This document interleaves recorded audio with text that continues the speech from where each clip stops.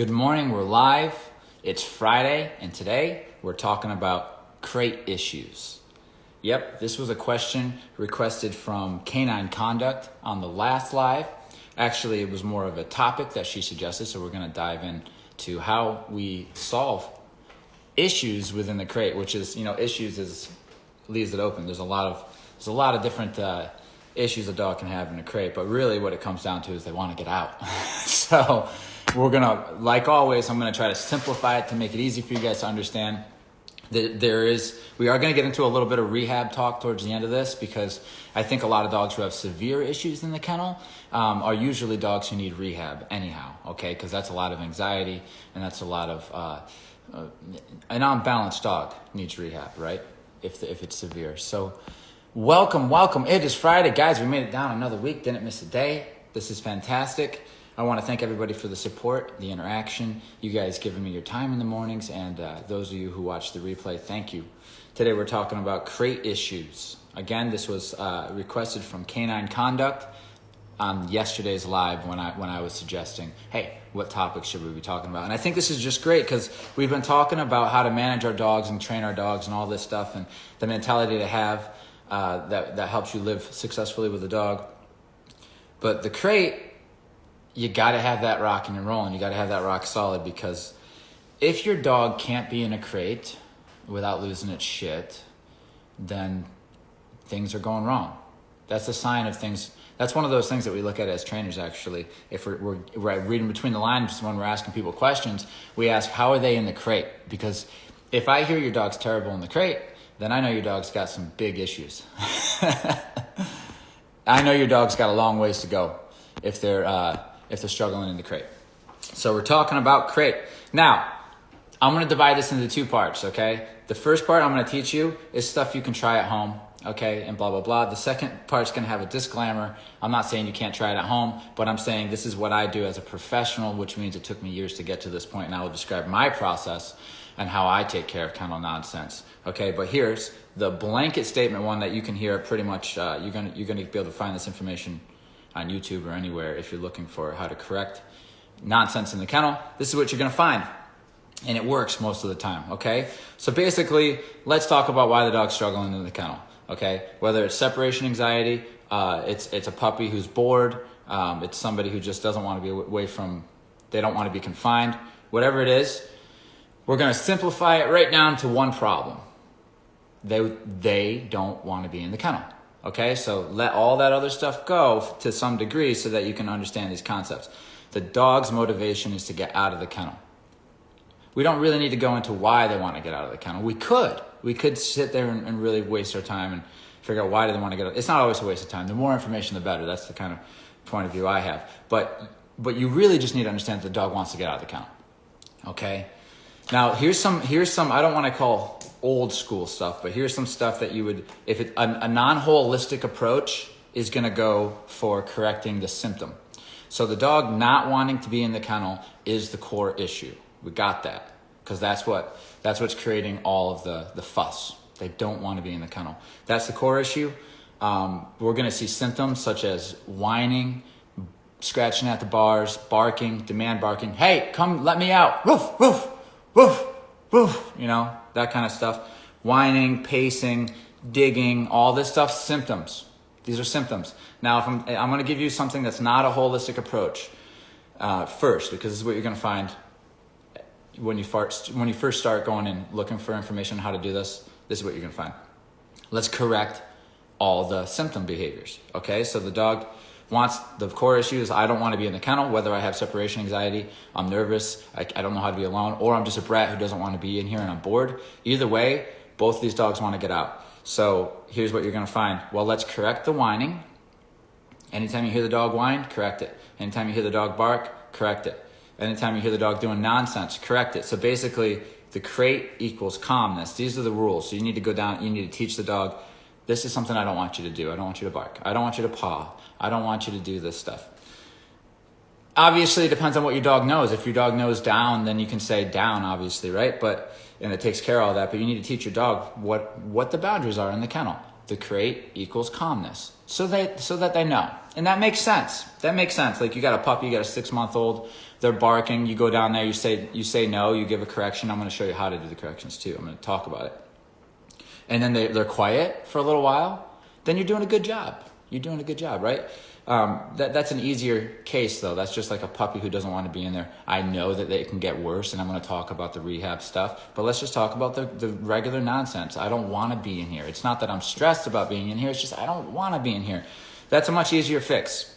You have a camera on the dog. Anytime you hear the dog or see the dog on the camera doing nonsense, you go down, you say no, and you correct.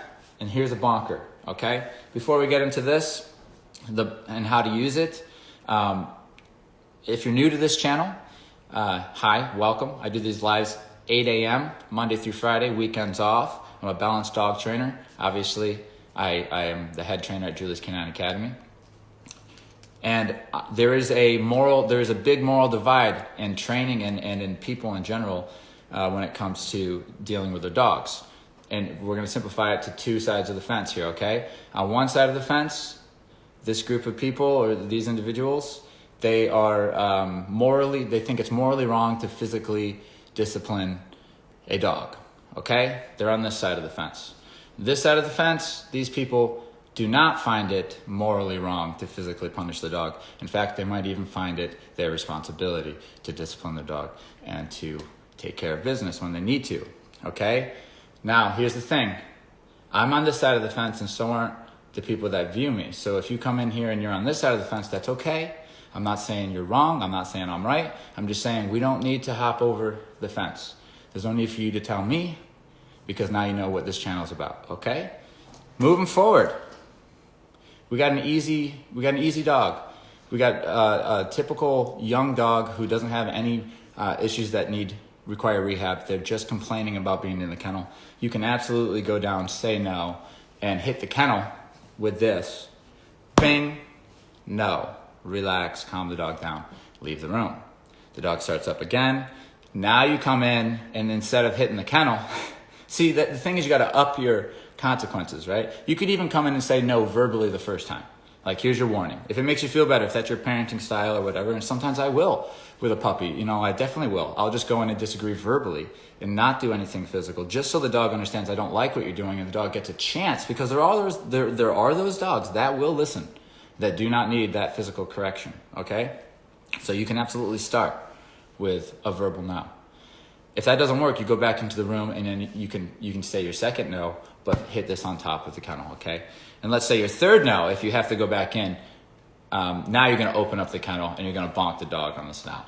You're going to find this stuff, okay? This isn't necessarily my go-to, though. Remember, I'm giving you stuff right now that you're going to find easily, and then the second part, I'm going to show you what I do to pretty much do the stuff that I'm telling you to do, so that I only have to do it very minimally, and if at all, if at all. I'm finding ways to be able to get the message across to the dog, and this is my last resort. But this is the stuff that you can know as an owner that works brilliantly and easily to stop unwanted behaviors, okay? So you go in and you bonk the dog on the snout. No. And what ends up happening, this is what's happening, and this is what you're trying to look at. The dog's like, I want to be out of the kennel, so I'm barking.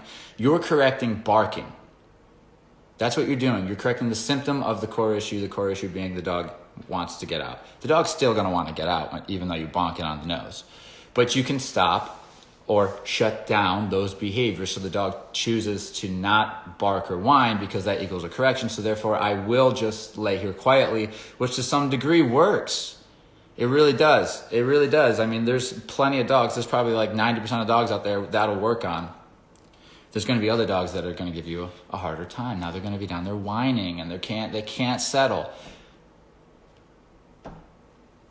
I'm going to tell you what I do now, okay? And here's the disclaimer: don't try it at home, right? Because you can try it at home. I'm not telling you not to, but there's my disclaimer, okay? Because it took me a long time to get to the point to be able to operate at the level I do, to be able to get the message across clearly to a dog, okay? I go after the core issue. The core issue being the dog wants to get out of the kennel.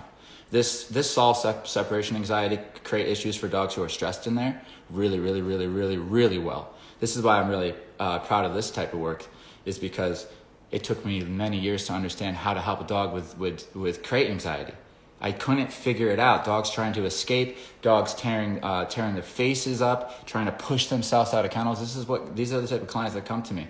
Dogs that just are drooling constantly. They can't be comfortable in the kennel no matter what. Even if you try to feed them in there, even if you put the fluffy blanket in there, even if you put the little toys in there, they don't care. They're stressed in there. There's dogs that are stressed just simply because their humans aren't with them anymore, right? This is separation anxiety. It boggled my mind. How do I help this dog? So I was the guy that went after symptoms. I was like, stop whining, lay down, and do all this shit. And what happens is, it can work to a degree, but I found a way that I'm going to share with you that I think it works better because it changes the way the dog thinks, which changes the way the dog behaves. Okay, that's what this is going to do. And it's very simple. It's very simple. This is what happens. There's a dog in a kennel who's fussing, whether it's the stressed out one or it's the one who's bored, okay? They have something in common. They want to get out of the kennel. That is the way they think. Now, if I change, could you imagine if I went and now the dog says, I don't want to get out of the kennel? Every issue goes away. Every issue goes away. The drooling will eventually stop. If it's a stressed out dog, even the drooling will stop. I'm sorry, I get distracted with the comments because I want to read them.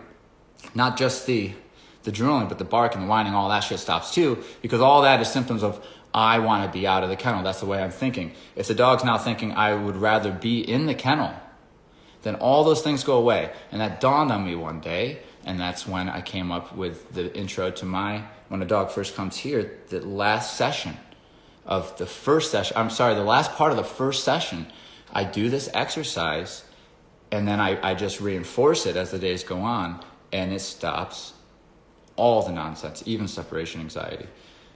This stuff is reserved, if I really need it. Like the dog's just still gets the boundary that I set, and there's the rare dog that just, whatever, a bark comes out here and there. I might come down and do this, but usually, I'm telling you, it doesn't happen. Maybe when they get comfortable again, by the time they're like 2 weeks in, a dog will get comfortable and confident. They might try an old behavior. I'll go down and shut it down with something like this, and we never hear it again. Because at that point, the dog's got a great relationship with me. The training's going good. They're just feeling confident. They want to retest those boundaries a few weeks into their board and train. This is called getting over the honeymoon phase. This is normal. You go down and you do some regular corrections like I taught you guys, and it's great. The dog's fine. They're like, okay, I was just testing. So here's what we do. I'm not going to hold you in suspense anymore. Okay? We got the dog in a crate. We're at the beginning of the session. The dog comes in, doesn't know me. I don't know it. It gets its tools on. We do work on relationship. We do work on recall. The dog coming to me, and maybe a little bit of like the dog staying. Maybe. I might not even push the stay, but definitely the dog coming to me and then being released. And we do exercises that get the dog to build a relationship with me pretty quick. Now I can get the dog to me, which is important, and they have some education on the stim, because by the end of the time, I also introduce them to the e-collar and have them understand that that's an extension of me and that it's correlated to your behaviors. So that's getting a dog conditioned to the e-collar. So I start that process. We do all that. I introduce them. I bring them down to the yard. I let them, do their business, get used to where they're going to be, the socials are going to be and stuff without any other dogs out there. And then I bring them into the kennel room. And now it's, they're in the kennel room, they're in a new place, they're not at home. So that's why, this works really well, because this is all new. All right? Now the dog might not want to go in and out of the kennel, right? That's normal. But most of the time, because we've been doing this tone recall stuff, because I got it started really good, if the dog doesn't want to get in the kennel, if I beep on that tone, the dog knows that means it needs to move, it needs to get closer to me, and it needs to follow my direction. You'll see if I point to the kennel and I beep. You see this all the time in our Facebook videos. Those aren't many sessions in. When we say day one, it's day one. It's session one. I beep, and that dog eventually, usually, always finds its way into that kennel with my pointed finger. If not the pointed finger, I'll use the leash for a little guidance. And you used to get a lot of this. You used to get a lot of dogs kicking back, and they don't want to go in and fighting and biting at the leash. But because we got that beep now, and we really conditioned it before we went in there, and it's fresh in their brain, it just bypasses all that. You beep, and they're looking for a place to go to avoid the correction, and that place happens to be the kennel, and they learn that, and it smooths that process out. However, since I started doing the stuff I've been doing lately, the dogs fighting me going into the kennel has been like half. It's went down like half, significantly. Most dogs don't even fight me to go in the kennel most of the time anymore. But if they do, that beep seems to help somehow with the frustration and the fight and the redirection on the leash and all that nonsense that nobody wants to deal with. Seeing a lot less of that, and that's been encouraging. Okay, so we get the dogs to go in, and we teach them to go in, and then we teach them to wait. The important part is that we want them to know that you can't get back out until you're released. So it's basically just like, it's the easy stuff. You they're in there, you shut the door, you open it, they go to get out, you shut the door. You teach that boundary, and then you say break when they finally respect the boundary, and they learn in a couple reps. And I don't sit there and do a ton of these things. I just do it enough so the dog understands that it's not supposed to come out unless I've offered, and they can pick that up very quick. So now that all sounds like something that is pretty typical. And now the part that I do that I think is different and is what's really giving the message to the dog in the head and changing their belief from I don't want to be in here and I want to get out to I want to be in this kennel. Okay, so now I have the dog in the kennel, but this time I have the door open and I just walk away and I leave the room with the kennel door open. And this is a kennel room full of dogs, but they're all calm and quiet, and this dog's in there, and it's the only one struggling usually because it's a new dog. Now it's in the place, it's in the kennel.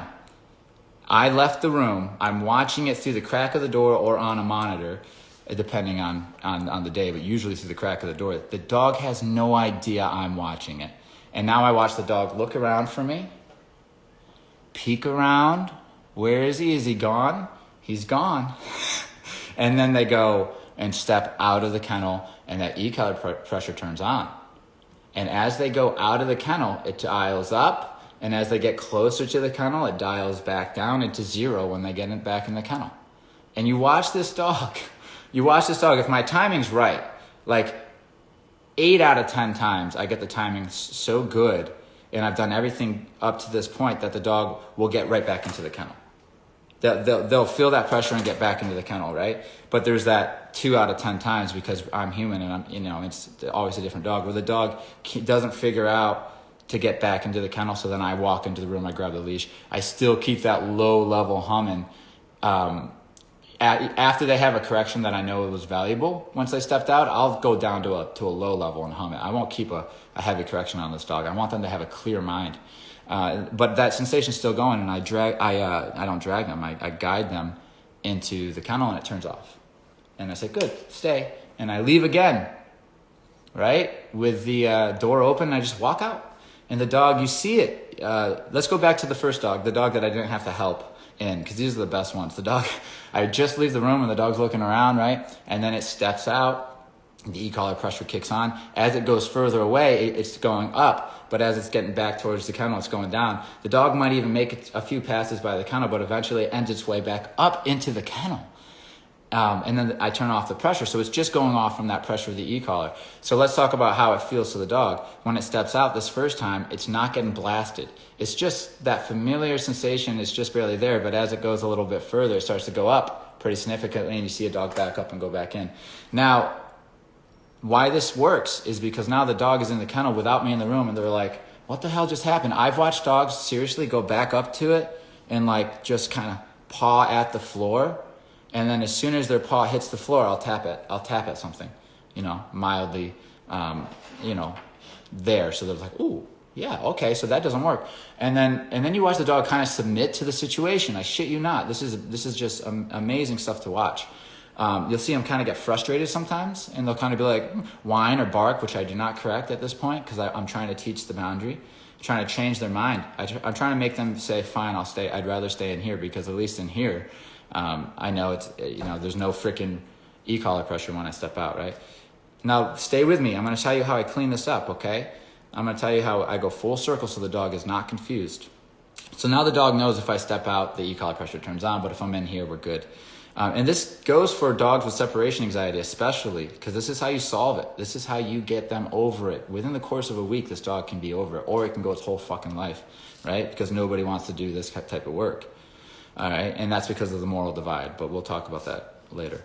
So now the dog's in the kennel, and it's like, it's finally accepting. It's gone through the process. It might take 10 minutes, guys. It might take 15 minutes, but it's worth it to me. But the dog either sits down or lays down. It lays down, and just you hear the, you hear that. And then I let them stay there for a second. I don't go right in. I want them to feel the peace. I want them to feel how much more peaceful it is when you're just laying there. And you're not trying to get out, and you're not, because I took away all the barking and stuff, because the barking and stuff was frustration, they couldn't get out. So I just opened the door and said, well, get out then. Right? All the stress goes away. I have to tell you, this is the healthiest thing for these dogs. The stress goes away. I can't stress that enough, because it sounds like you're going to cause stress in those dogs. It's like, not if you know how to set clear boundaries and really do this right. I told you, it took years for me. I didn't start being able to do it like this, right? So now I let this dog sit there for a minute or two and feel that peace. It feels so much better just relaxing here. Now I go into the room. Hey, bud, how's it going? Break. And they're like, break? Like, I can come out? And it's like, yeah, you can come out. Break. When you hear that word, and I'm telling you can get out, go ahead and step out. And the dog steps out and realizes there's no e-collar pressure. And I'm like, hey, yeah, good job, buddy. And, you know, we're rolling on. I might even do an intermission, like just have the dog break, go out to the potty, a different location, get his mind off the whole event, use the bathroom, do their thing, come back in. How's it going? Okay, kennel, right?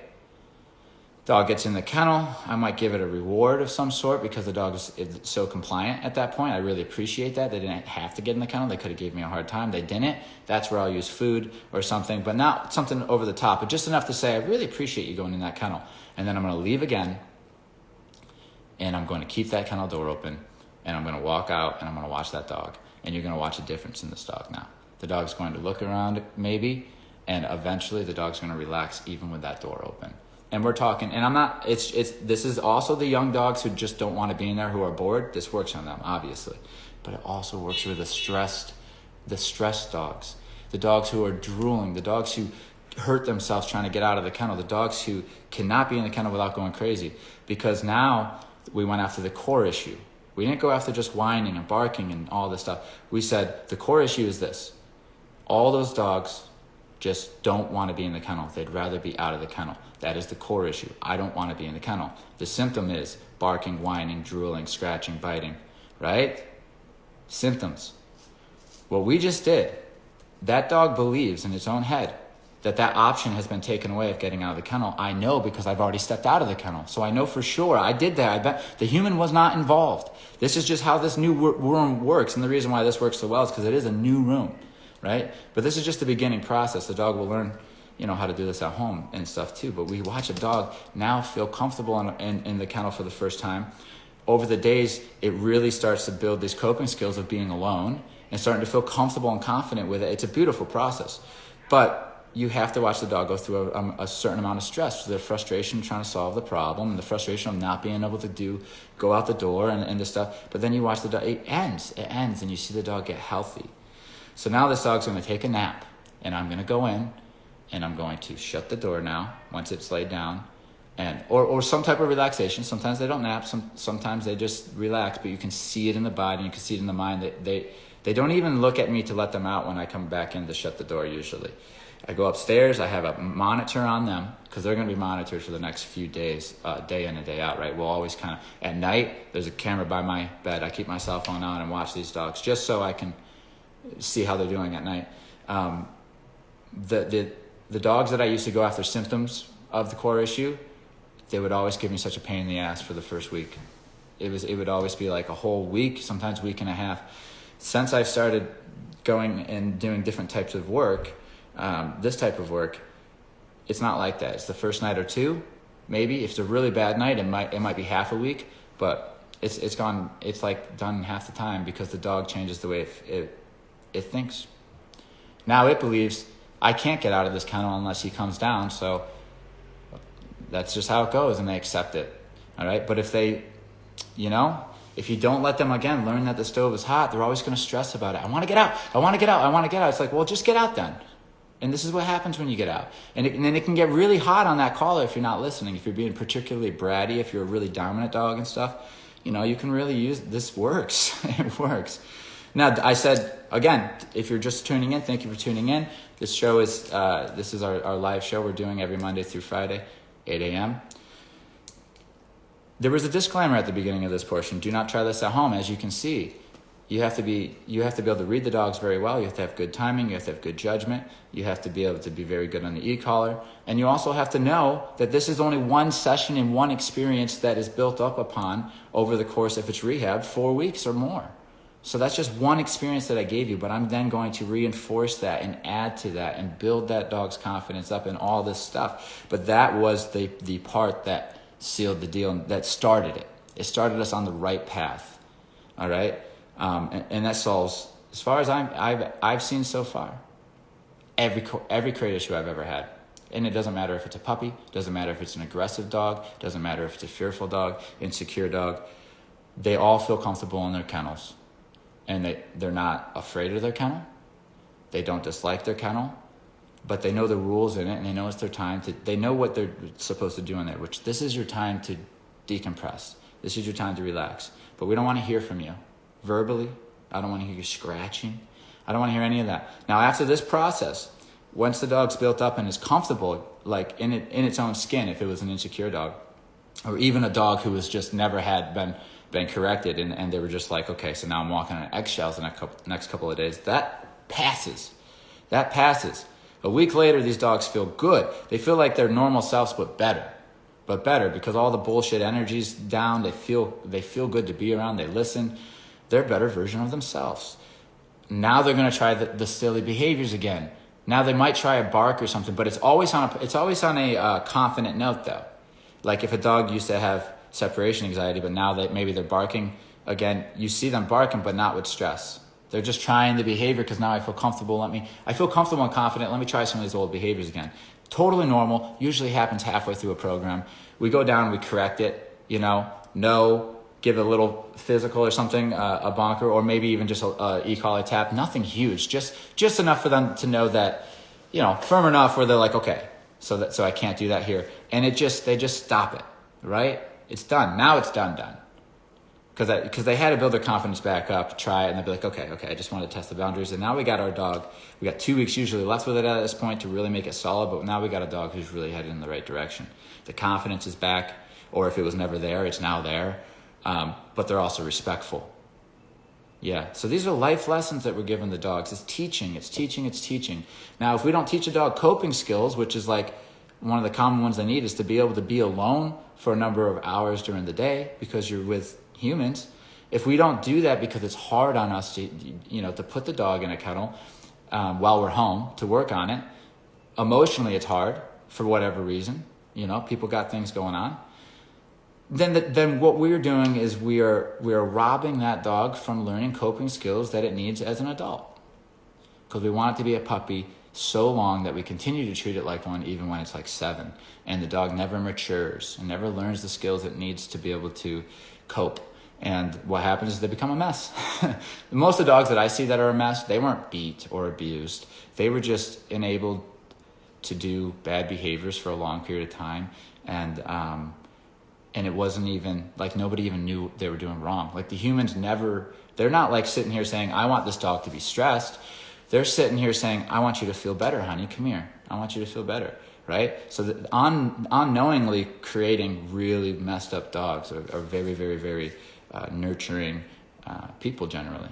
And I'm just saying that's what we see. We see a dog who's fucked, and their owners are just nothing but sweet to the dog, and they've never been beat or anything. They just never had structure or discipline. That's what happens. Happens to kids too. You can go off.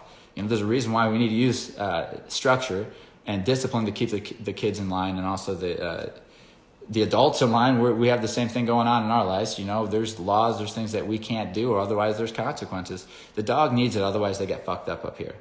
They do. They need to be They need to live a very stable life, you know, predictable, certain consequences for certain crazy spaces in their head they get into, and keep them stable, because every dog has the ability to be balanced to some degree. I mean, there are dogs out there that are a little off, but you always find a space where they're their best. And if the dog doesn't know how to enter that space, they stay in crazy town forever, and they're just crazy dogs. You meet these dogs, they're just gone. You can help those dogs. There is help for those dogs. Okay. All right, I think we got it out. That's one of the big ones.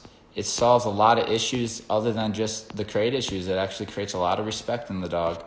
And I hope it made sense to you guys. It changed. And this is not just this is the approach that I take for all of the core issues that I might run into is let's tackle that core issue. You got to be able to recognize what the symptoms are and what the core issue is. Otherwise, you see that the dog just doesn't feel balanced. They might not bark, they might not whine, but they still feel a little off. You know what I mean? So that's just one example, okay, guys? Now listen, leave me some comments after I end this thing, or even before, for direction and what we want to go into. I'm going to read some comments while I'm doing that. You can ask specific questions or just topics. Thank you, everyone, for joining. I did get my message out. Now I'm just going to hang around for a few minutes, just like last time, and chat and read some comments. I will see you Monday. We'll have good content. I appreciate you guys. So I'm going to read some comments now, okay? Canine Conduct, this was actually for you, this whole live. She says this was very helpful. Thanks for letting us in on your secret. Of course. Calm Canine Training. This is my buddy Russ out in Jersey. If you guys aren't following Russ or any of these trainers on here, we should be following each other because we're all like-minded. We do great work. He says this exercise is a massive game changer. I agree. I just agree with it, man. I've seen it change dogs in the best possible way. All sorts of dogs, puppies, older dogs, aggressive, confident, dominant, insecure, separation anxiety. Actually, and I told you guys, the separation anxiety is what made me really start this. This is what gave me the idea of this type of doing, because that's the one you can't really just keep correcting. You know, like you can take a dominant dog and just correct the symptoms, and it just happens to be that you're going after the core issue because you're going after respect. So you are going after the core issue with a dominant dog by correcting it, right? So that's why it works so well. You're not going after the core issue by correcting an insecure, sensitive dog who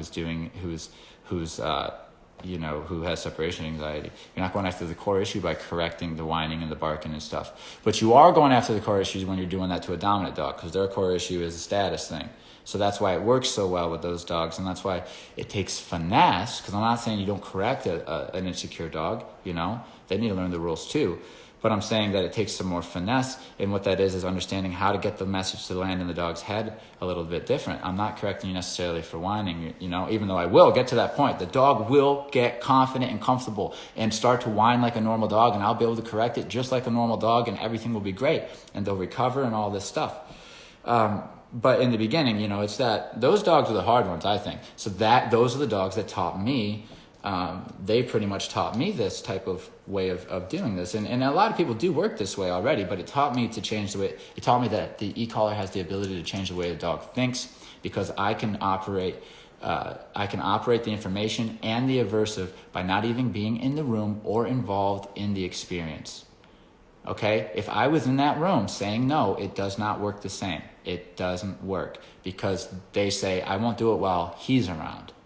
This is why this is different. This is why, like, counter surfing dogs, like you can leave the house with an e-collar and let them get up on the counter and correct them while they're doing it. Now they don't do it anymore, even when you're not home, because they believe that it was the action of getting on the counter that caused it, because mommy and daddy weren't there to say no, and then the correction happened. It happened when mommy and daddy were home, as far as the dog thinks. These are setups. These are controlled experiences. This is how the brain should work if you're doing rehab work, or if you're training in the style that I like to do, which is changing the way the dog thinks. So, yeah, it's great stuff, but it's not easy. And like, you know, Russ will tell you the stuff. Did I say that are you in New York? You're not in Jersey. Okay, I'm sorry. But you are in Jersey, right? And I said New York. Either way, you're up on that coast. So thanks for coming in, guys. Wonderful conversation. It really opens up my mind. I like to think behaviorally. So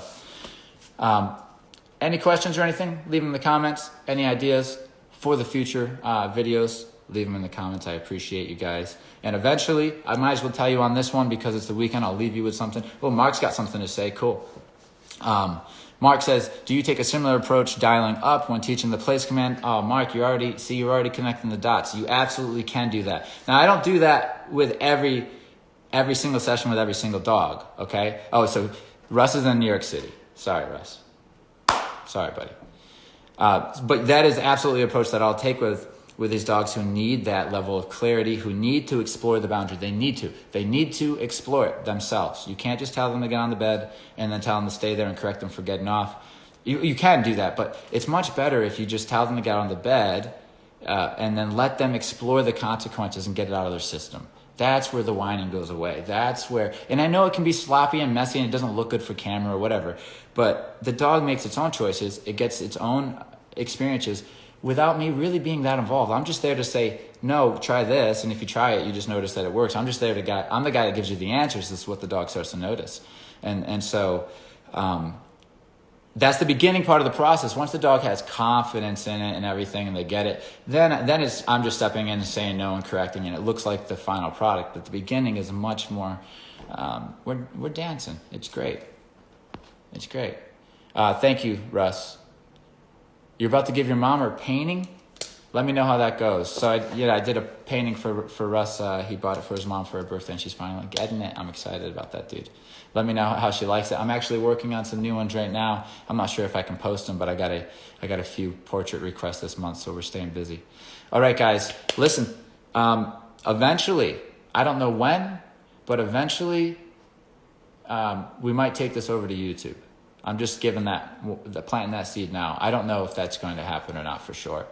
And if there's enough backlash, then maybe I won't do it. I use a similar approach for place. Okay, cool. This is cool. So look, Russ does this professionally. Russ does this every day. So let's hear what he does. I use a similar approach for place. I just let them wander off and find their way back with pressure, similarly to how you explain the crate protocol. Now, if you can get good at that, because it's not easy, guys.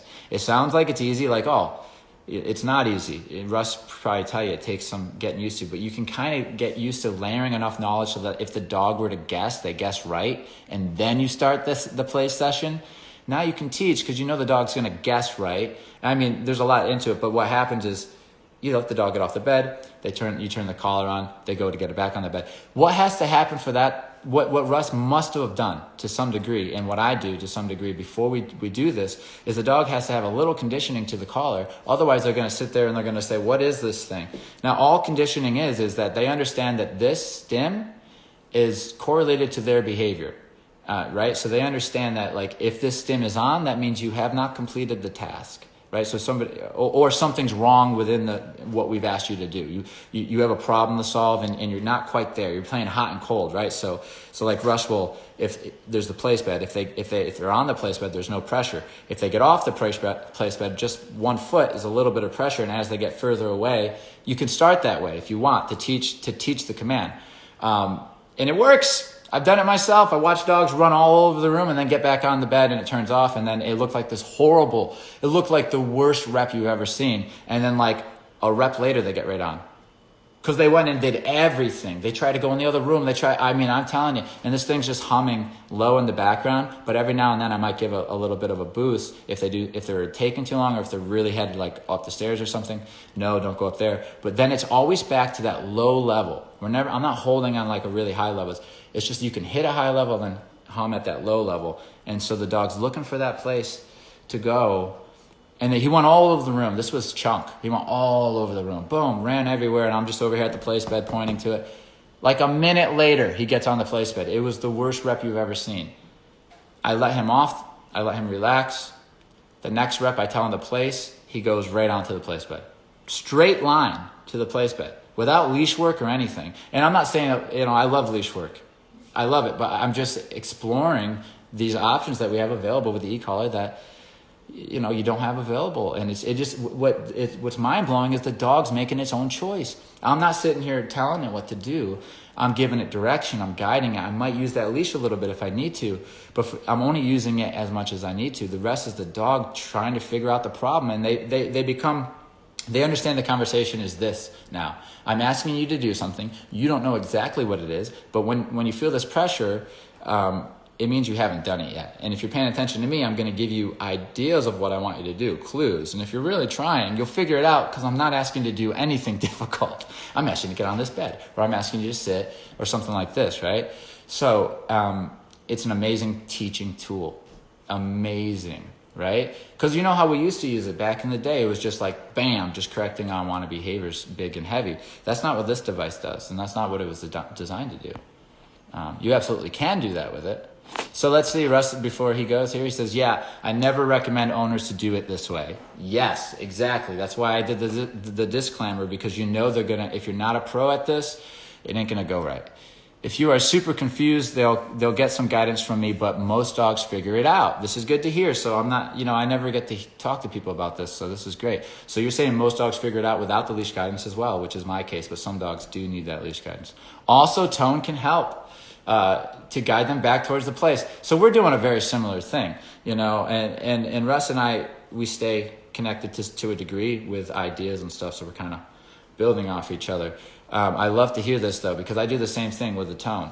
So you've done some recall with it, so they know it means to head in your direction. And if you're already by the place bed, they turn around with that beep from heading away, and they come back towards you. You can point to the bed, and they usually get right on. They usually do. But sometimes the dog doesn't want to get on the bed, and you can see, if you get good at reading, you can see the dog saying, okay, I understand what he's saying, but I don't want to. And they'll walk away, but they can't walk away from the conversation because of that damn recall. You've already taught a recall, so every time they try to walk away from the conversation, you beep, and you can correct if they don't listen. They have to continue the conversation until they just give up and get on the bed. And I find that to be beautiful. It's mentally exhausting for the dog, because they're trying to do everything. They're like, I don't want to get on the bed. I don't want to get on the bed. And I'm just so consistent. Eventually they say fine, and they get on the bed and they lay down. And Russ, tell me if you see this. They lay down, in the first rep of them getting on the bed, or whatever rep this is early on, they take a deep breath, and now they relax there and they don't want to get off the bed. And I let them stay there, and that's their association to the bed, is all this good stuff. When you're told to get on, you have to, but also when you get on, it's pretty nice because you get to relax. And so it all happens super quick, and then we build on top of that. We do reps down the road, and we do drills down the road to clean things up, but the association to it and the attitude around it, everything, it all comes out in this style because you're letting the dog make choices. You're not stopping them. You're just there to guide them in the dog's eyes, but this is all set up. The trainer's always a step or 5 steps ahead of the dog. They know what's going on, and it's a beautiful thing. And it's just getting started. This is a very new, wouldn't you say, Russ? This is a very new approach to e-collar training, probably within the last 5 years or so, I think. Maybe even, I don't know. All right, guys. I love you all, and I appreciate you being here. I'm going to see you Monday, hopefully with a good topic. Let me know if you got anything in mind. I might just get to it. I appreciate you guys. Talk to you on Monday. Have a good weekend.